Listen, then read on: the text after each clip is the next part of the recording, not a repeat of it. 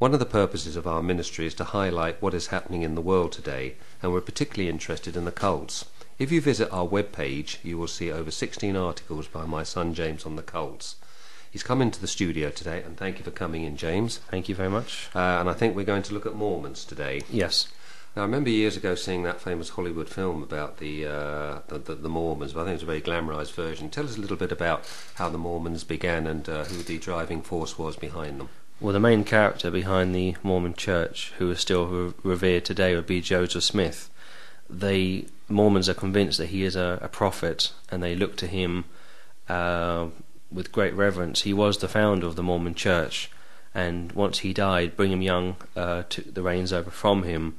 But Joseph Smith was no more than a con man, and that has been well documented by family and friends in the late 1800s. We also know that Joseph Smith stole Masonic secrets before he was excommunicated from the Masonic Lodge.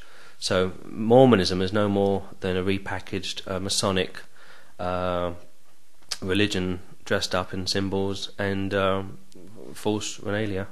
So you're saying that Joseph Smith and Brigham Young were practicing Freemasons then? Yes, Brigham Young, as far as I understand it, was a 32nd degree Freemason. That's the highest, isn't it? That's the second to the highest. Yes. And Joseph Smith was a 3rd degree, which was a Master Mason.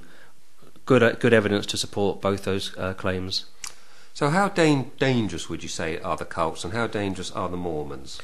Well, as a born-again Christian myself, the first thing that I would have problems with with the Mormon Church would be that they do not understand who God is and who Jesus Christ is. Jesus said to his apostles, "Who do you say that I am?"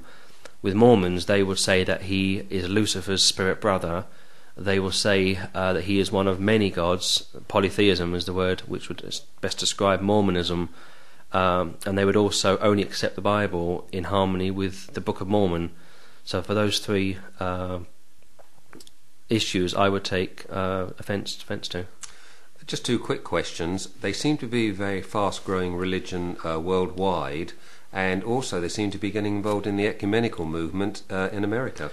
The Mormons, at last count, were between 10 to 12 million strong. It's quite big. And they have grown rapidly over the years. Yes, they also have become very ecumenical. We know of Ravi Zachariah, who recently went up to Mormonland, Utah in 2004 and received a standing ovation. Now, interestingly, Ravi Zachariah is the general editor of Walter Martin's book, The Kingdom of the Cults, yes, which has been a bestseller for many, many years. Now, I cannot imagine Walter Martin, although he was New Evangelical, going up to the Mormon land and addressing them in the context of ecumenism.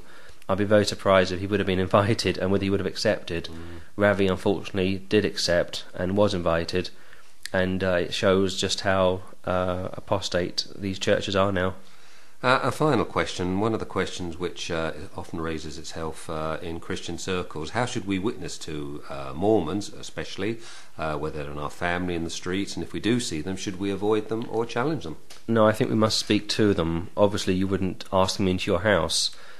The first question that I always ask Mormons is, who do they say Jesus Christ is? Again, they will give you the evangelical lingo, but when you tie them down, it soon becomes apparent that they see him as just a god alongside many other gods, which of course is heresy when it comes to the biblical understanding of who Christ is. We must speak to them in Christian love, and we must expose the erroneous doctrines and theology behind Mormonism. Well, I must leave it there. I'd like to thank you, James, for coming into the studio. And you'll be talking about next week? Jehovah's Witnesses, I believe.